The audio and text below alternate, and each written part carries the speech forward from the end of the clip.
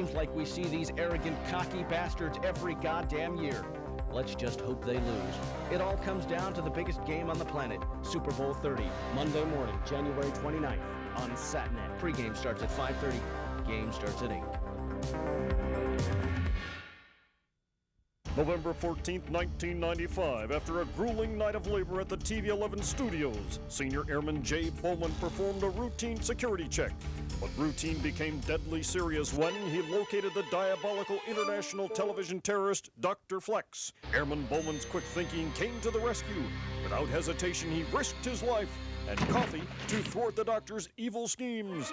Senior Airman Jay Bowman, TV11 board operator and American hero. I'm Herbert Carter, Lieutenant Colonel USAF retired, one of the original Tuskegee Airmen. I'm happy to say that on Saturday, the 10th of February, FEN will bring to you the HBO movie, The Tuskegee Airmen. I recommend that you tune in and for the first time, come to learn some of the real hard facts as to what it was like in the early years of World War II for the black man to want to and to learn to fly and fight and die for his country.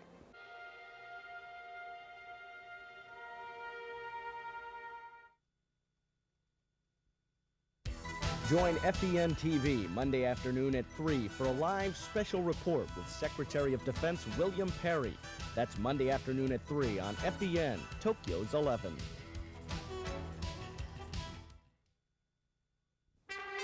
The Adventures of RollerBoy, the scourge of Yokota Air Base. Today we find RollerBoy skating outside the Yokota commissary.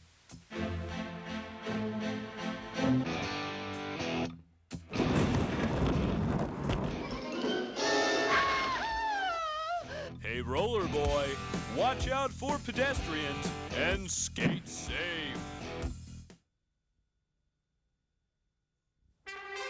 The Adventures of RollerBoy, the scourge of Yokota Air Base, setting the example for others not to follow. Today we find RollerBoy honing his finely tuned roller hockey skills.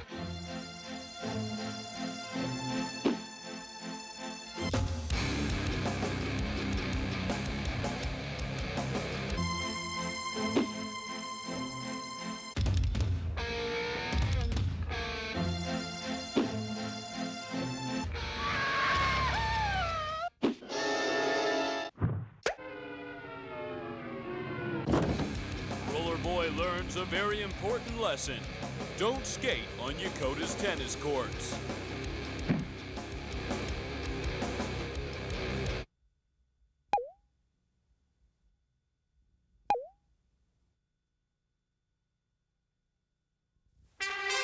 The Adventures of RollerBoy, the scourge of Yokota Air Base, setting the example for others not to follow. Today we find RollerBoy skating through Yokota's housing area.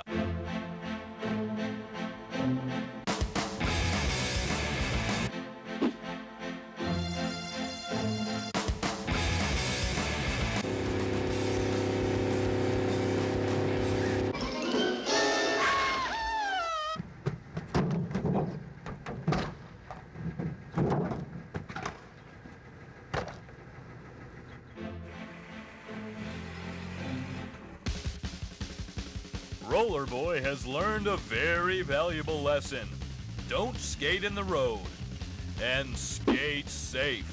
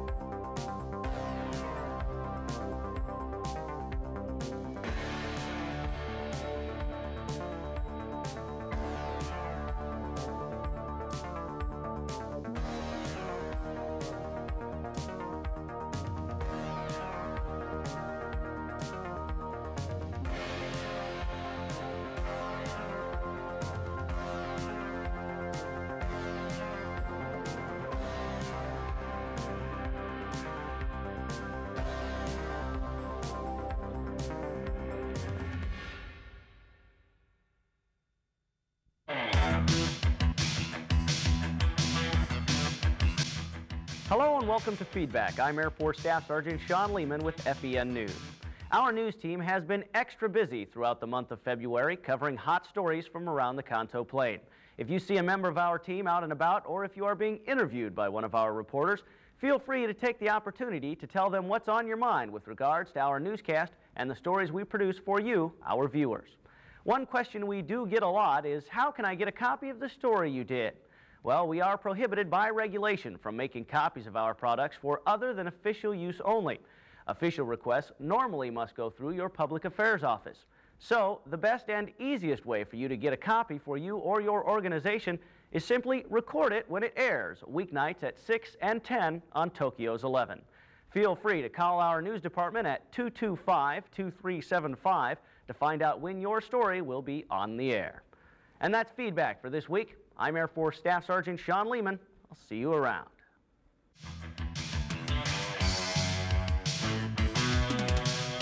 Send your comments or questions by phone, letter, fax, or email.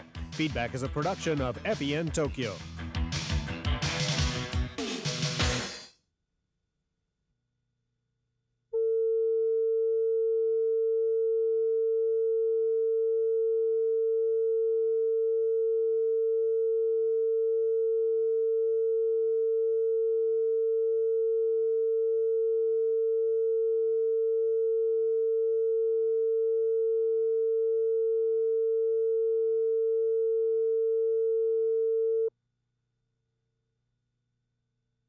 As commanding officer of space, I would actually have to be honest with you and tell you my goal is to shut down Gincampo.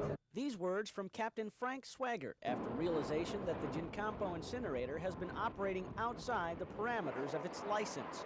According to documents obtained by Brian Murphy, Atsugi's environmental protection specialist, Gincampo is only allowed to burn material 8 hours during the day. However, they have been open 24 hours a day on a regular basis. The latest development of this ongoing confrontation has the incinerator making a move of its own. They are applying for a new burn license. Now that we figured out that the Gincampo company has been breaking the law for the last 12 years, rather than abiding by his license, Gincampo company has applied to essentially make all its illegal activities over the years legal. And we think that would be a step backwards. According to Japanese law, the Kanagawa Prefecture has 60 days to either approve or disapprove the new license.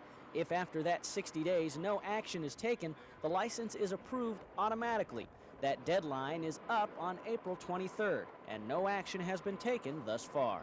That concerns us a great deal, if for no other reason, because right now they're violating their license at present. They are burning. We've got documented time and time again through pictures and through my security folks here at NAFTSUGI, documenting the fact that they're burning at 1 o'clock in the morning, 2 o'clock in the morning, much more than just burning what keeps the core temperature up in the incinerators, but actually burning waste well outside of their time limit. Despite requests from the Commander of Naval Forces Japan and the Commander of U.S. Forces in Japan through a joint committee, the plant continues to spew its toxic waste outside Japanese environmental guidelines, and literally within a stone's throw of the base housing areas. As a result, the Navy Inspector General team has taken notice. We feel the best job we do of describing what the situation is, the better the folks back in D.C. who can influence the decision-making process can help out and know with some certainty what the situation looks like.